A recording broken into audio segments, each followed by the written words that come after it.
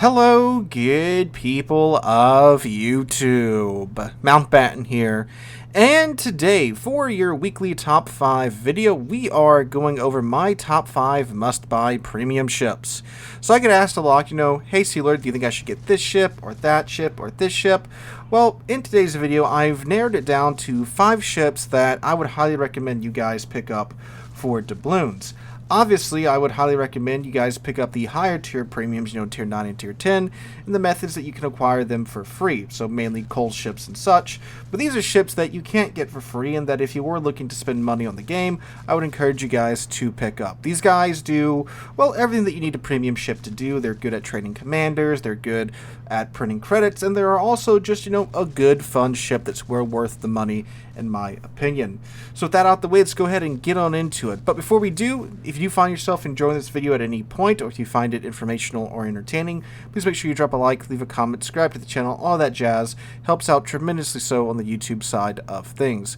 But now, let's get on into it with number 5, which is the tier 5 premium British battleship, the Agincourt. Now, the Agincourt is a fantastic tier 5 battleship, especially if you are a regular viewer of the channel.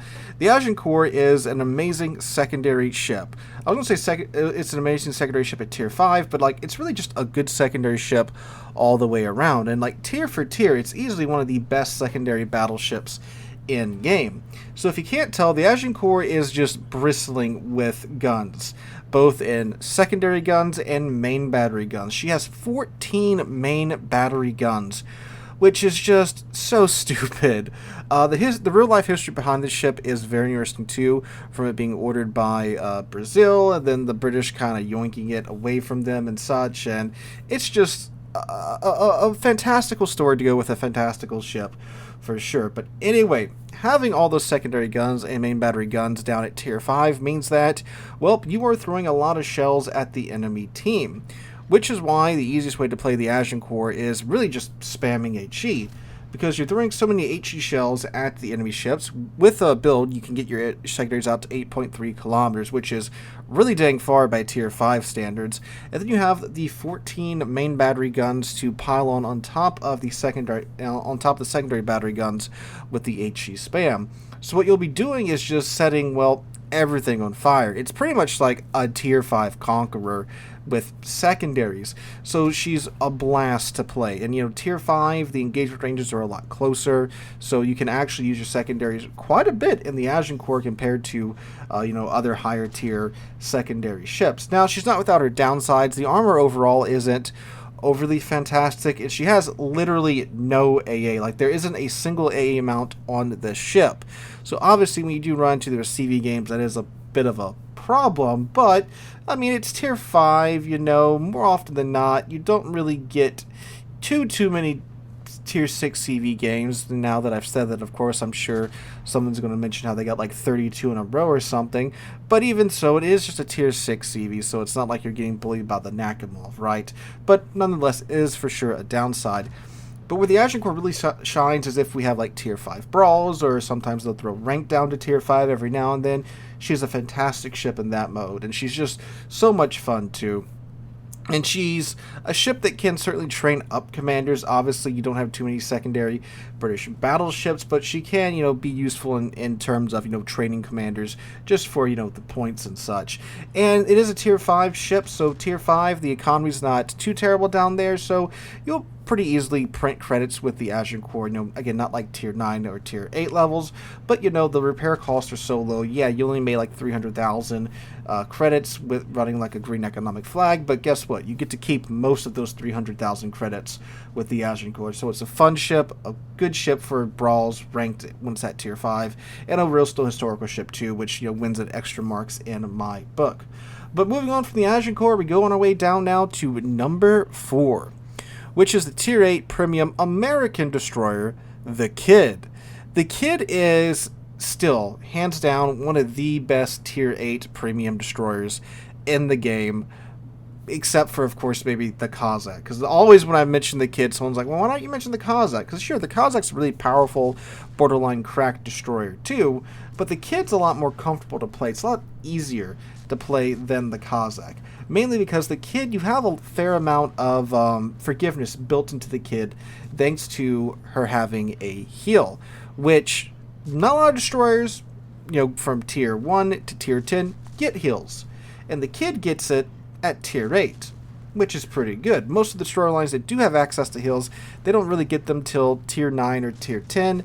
More so modern day, a couple of them have leaked down to tier 8 now, but the kid is still part of that very exclusive club of those, tier 8 destroyers that have heals.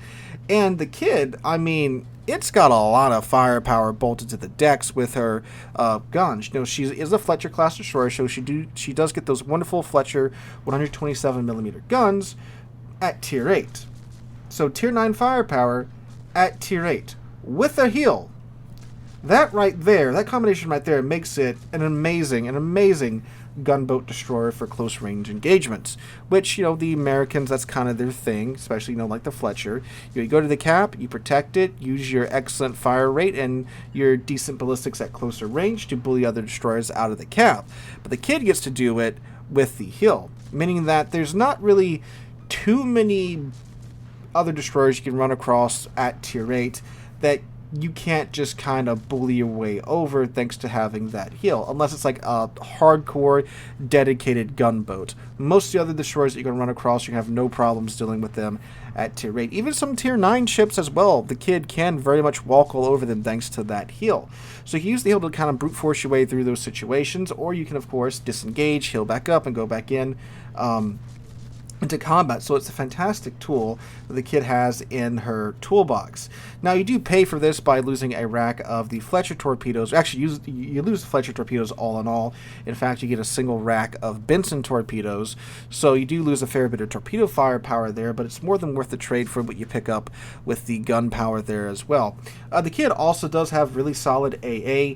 She used to have, amazing god tier AA back in the day. Of course, with all the changes and such that have happened to the game over the years, it's not quite that insane levels of AA as it once was, but still very much so. If a careless CV does wander into your AA range, you keep your AA turned off, they're like, right on top of you, pop your AA, pop your DFAA that you do get with the kid, you are going to very much murder most of his planes. Of course, that does vary upon the experience level of the CV. Better CVs can dodge the flak and such, but again, it is still a pretty good plane blender in today's World of Warships. It's one of the few ships that most CVs still do kind of, go out of their way to avoid, compared to other ships where they just kind of walk all over you. You will most certainly be taking some planes with the CV regardless of their skill level, no matter what. Again, not exactly the plane blender it once was, but it still maintains a good solid bit of plane murdering skills.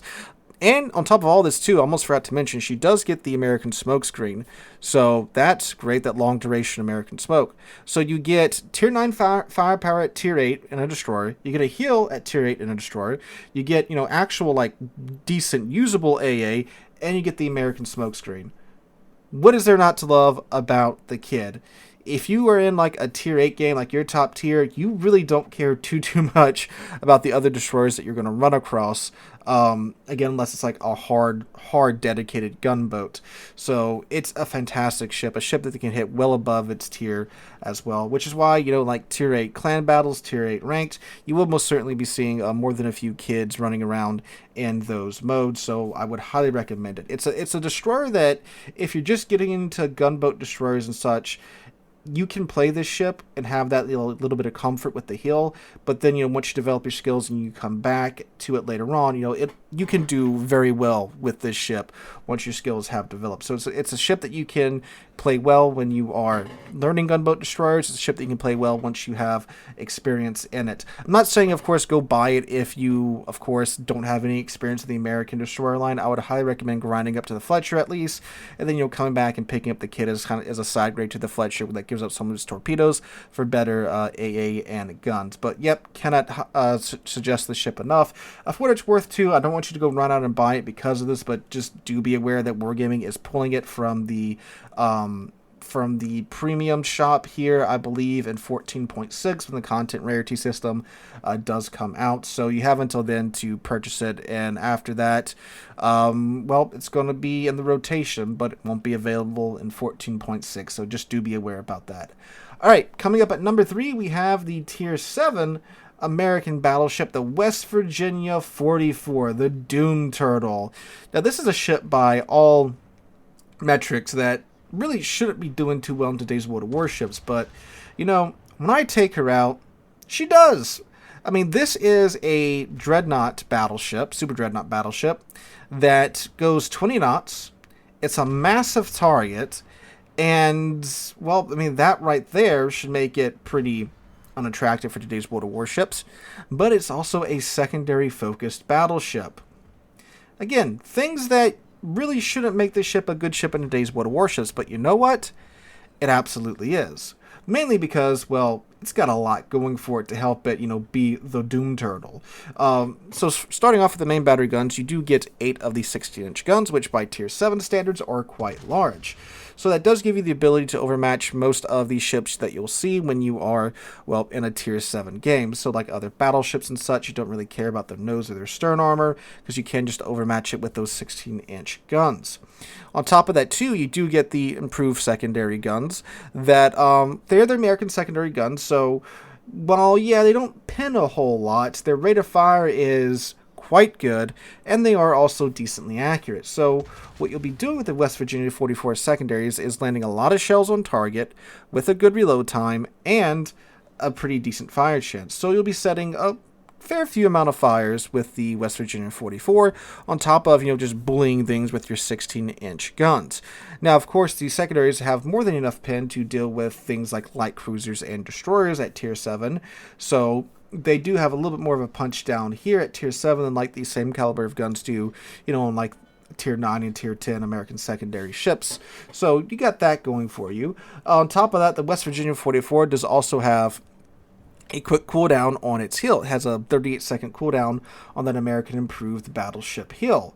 So you can, you know, afford to eat a little bit more damage, use your improved heal to get through it, and then your heal's back in like 38 seconds, which is really fast, especially, you know, on a Tier 7 battleship. Now, that's another thing too about the West Virginia 44. It is a Tier 7 battleship. Tier 7 is in a pretty nice place in terms of matchmaking right now, because Tier 9 ships that used to see, you know, a lot of top tier games where they're bullying Tier 7 ships are getting yoinked up into super ship matchmaking. Because, well, super ships, you know, you got like 2 or 3 of them in a game, but they need to populate those games with Tier 10 and Tier 9 ships. So those Tier 9 ships are getting sucked up into super ship games more and more nowadays, which leaves Tier 7 ships finding themselves more in that, you know, top tier or mid tier rating, which is where the West Virginia 44 obviously does its best work. So it's a ship that, yeah, it's slow, yeah, it's a big old target, she's a thick girl, but I mean, when you get into secondary range, this thing does absolutely well. It is a ship that, you know, Tier 7 brawls, sure, it's slow and such, and there are more than a few lines that are getting access to their fast battleships at Tier 7, but if you do get caught in its secondary range, and now it's, you know, beating you with its 16-inch guns from within its secondary range, it is, you know, a pretty imposing foe to have to deal with. Again, with that quick American cooldown heal and the American damage con with the long duration as well. So it is a slow ship, but man, if you get within its secondary range, you're going to have a very bad day. And like I said, it doesn't make sense. It really shouldn't be doing as well as it does in today's World of Warships, but every time I take it out, it's just a blast to play. It's a fun ship as well. The American line, forgot to mention this with the kid, but there's so many ships in the American tech tree now, and premium ships as well. So there's no shortage of ships that, you know, you can obviously use this guy, use West Virginia 44 to train your commanders for, obviously. So just a fun ship, historical ship. Again, gets all checks all the boxes for me. One that I would highly recommend you pick up. Again, Tier 7 brawls and such, Tier 7 ranked, definitely a good pick for that, in my opinion. All right, number 2 has the Tier 8 premium Japanese heavy cruiser, the Atago. Now, the Atago is a ship that it's one of the oldest premium ships in the game. I believe it's actually the oldest Tier 8 premium in the game. This is the ship that, for those of you that don't know the lore behind the Atago, this is the ship that replaced the Kitakami. When Wargaming pulled the Kitakami from the game, they didn't remove it like we mean when we talk about, you know, like the Thunder getting removed or something. We mean with like the Thunder getting removed and every other premium ship that gets removed in game, removed from Cell. The Kitakami was straight up removed from the game, and those that had purchased the Kitakami received the Atago as compensation. And the Atago, despite being one of the single oldest premium ships in game, is still, in my opinion, one of the best cruisers in game, with a very, very few coming close to beating it. Which really says a lot about how a lot of these older premiums, these older Techline ships were designed. This is a ship that is quickly approaching 10 years in age, right? And it's still rocking it in today's World of Warships. So what makes the Atago so dang special? Well, like a lot of the other Japanese cruisers, you get the fantastic Japanese HE with the good alpha damage, and the excellent accuracy on the guns too. That's not to be understated as well. The Atago is a very accurate cruiser, if you can't notice by the dispersion that you'll be seeing in the background footage. So most of the shells are going to go where you want them to go, as long as you're halfway decent at aiming. And with the Japanese fire chance and HE Alpha, you'll be doing a nice bit of damage on the ship, and probably setting a fire or two along the way. The Atago, well, the Atago used to have, improved torpedo tube angles over the rest of the Japanese cruisers, but Wargaming's been coming back in and giving the Japanese heavy cruisers a little bit of love and giving them the turning torpedoes, to where we can get some better torpedo angles on the Japanese heavy cruisers. The Atago used to have, just better torpedo angles, so they're still better than they were, right? But you get the decent torpedo angles on the Atago, so you don't have to show your entire broadside to get those torpedoes off. The torpedoes are also the Japanese heavy cruiser torps, so they do decent amount of damage and have decent range as well. And the Atago, it's kind of the, it is a very much a Japanese heavy cruiser as Wargaming saw them back in the day. It has a very nice detection range. It has the massive HE Alpha. And, it's meant to, kind of surprise enemy destroyers and light cruisers. You pop up, you blast the enemy with your Japanese HE, and then you slink off into the night laughing, right? Doesn't really happen like that too much anymore because of just how the game's developed since then. But it is still a very nice cruiser in terms of, well, just being a cruiser. It sets fires very well, has the accurate guns, has the good torps and such.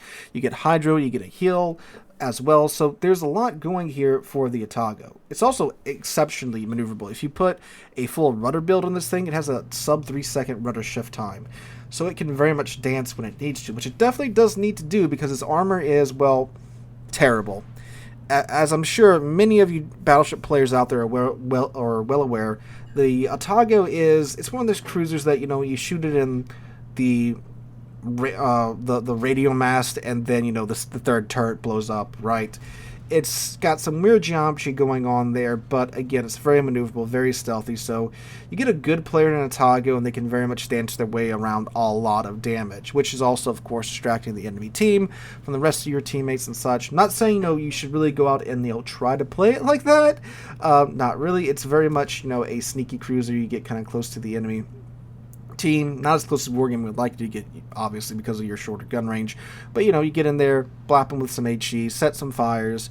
Once the battleship uses their damage con, set some more fires on her, burn them down and such. It's got actually surprisingly good AP as well. A lot of players don't really use the AP on the Japanese heavy cruisers, even though they have the 8-inch guns at higher tiers, so you very much should. Someone shows you broadside, load the AP in the tubes, and you can chunk them for pretty good amounts of damage there as well. Yeah, the HE is going to be the main thing that you're using to get your damage in with the Atago, but don't be afraid to hit that tube button when you get a nice broadside there as well. It's a fantastic ship to go to the off flank and have the enemy team trying to cut into you because of the good torpedoes, the HE and stuff. You can set a couple fires with the enemy ship, toss your torpedoes towards them. Hopefully they'll pop their damage con to get your fires out. Then your torpedoes slam into them, and you got flooding, or vice versa. You get torpedoes slam into them. They have an instance of flooding applied to their ship. They're slapped the damage con, burn them down with the HE. So it's a fantastic ship all in all. Again, one that has definitely stood the test of time in my opinion, and is again well worth the money. All right, that brings us on our way down now to our number 1 slot, which is the Tier 8 Premium American Battleship, the Alabama. Now, the Alabama is a pretty vanilla battleship in most instances. You might be thinking, well, why in the world would you want, like, a vanilla battleship? Well, it does what a battleship is meant to do. You get 9 16-inch guns at Tier 8, the American 16-inch guns with the Mark 8 Super Heavy AP, so, they are doing, a little bit more damage than you would expect a 16-inch gun to do, but it's also very tough. We were talking about the North Carolina yesterday, how, you get the good guns, but the armor isn't all that great on the North Carolina. On the Alabama, the armor is much better. It's much, much tankier than a North Carolina. You can actually afford to get that third turret in on the fight a lot more in the Alabama than the North Carolina. But it plays fairly similar to the North Carolina. A good way to describe the Alabama is that it's a North Carolina with better armor and less accurate guns and better AA, and it's slightly more maneuverable too. That's basically a TLDR description of the Alabama. Now, of course, it's not a North Carolina class. It's not what I'm saying. I'm saying in terms of its play style, that's how it plays. And it's pretty darn good. So what you wind up doing with the Alabama is playing it a little bit closer than the North Carolina because of the lower accuracy of the guns, but the improved armor, and you can get away with doing that. You play it from mid-range, you bully the crap out of broadside cruisers and battleships with your AP. The AA, it's kind of in the same boat as the Kid, where it used to have really, really good AA back in the day, like so good the CV would just leave you alone. Definitely not that level anymore, but very much like the Kid too. If an inexperienced CV player, stumbles into your AA range, definitely focus your flak on that side, shred their planes, please. But it's not like the old Alabama where you could, deplane a CV if he, slightly brushed up against your AA bubble. But still definitely better than your average Tier 8 battleship for sure. But anyway, so you can play it at medium range because of the improved armor and because of the lesser accuracy of the guns. You also have some of the best torpedo protection in game. Believe it or not, the Alabama has the second best torpedo damage reduction rating right underneath the Yami. And it's 2 tiers lower than the Yami too. So that's a nice pickup. So she's tougher. You can get in there, do medium range battleship things, have a blast, and it's an excellent, excellent American battleship commander trainer, because the build that you'll run on an Alabama is the build that you'll run on a North Carolina, on an Iowa, or a Montana, or a Vermont, so forth and so on, because it's your standard battleship. You'll put a tank build on it. That's what it does good with, and that's what you'll be running on those other American battleships too. So it's an excellent trainer for that. It's a Tier 8 premium, so it's also, of course, one of the more profitable premium ships in the game because it's got that Tier 8 premium economy as well. So yeah, I mean, for sure, this is, in my opinion, one of the best premium ships you can pick up in 2025. And yeah, sure, it's not some crazy premium that has some absolutely cracked out feature or anything like that. And that's what I like about the Alabama. It's just a good, solid battleship that does battleship things. You don't have some crazy feature to where you have to have some crazy downside like a lot of the other newer premiums now. It's tough, has slightly less accurate guns, but I mean, as you can see from the background footage, they still very much get the job done. So you don't have to give up anything crazy to just be a battleship. And again, that's what I like about the Alabama, and it will teach you to play, battleships very well. Again, I'm not saying you'll go buy it outright. Definitely get up to like the North Carolina first, then you can hop on over to the Alabama once you get there. But it is a wonderful premium, one I can't recommend enough. And again, it's a real still historical ship, which is yet again another massive plus in my book. So guys, let me know in the comments down below, what are your top 5 must-buy premium ships? Do you agree with my list? Do you disagree? What would you add to the list? What would you take off of it? Let me know all that jazz down below. Hope you guys have a wonderful Monday and wonderful rest of your week. Hope to catch you guys in the next one.